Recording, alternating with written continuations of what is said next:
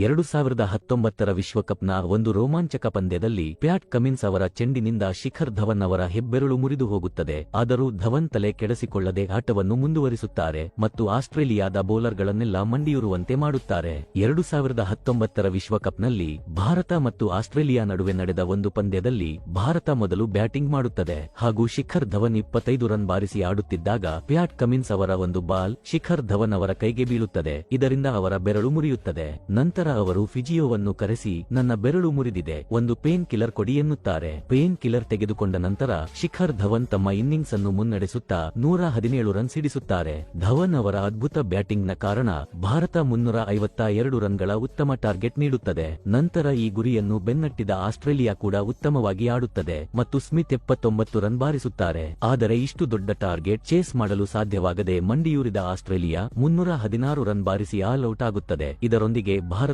36 ರನ್ಗಳಿಂದ ಗೆಲುವು ಸಾಧಿಸುತ್ತದೆ.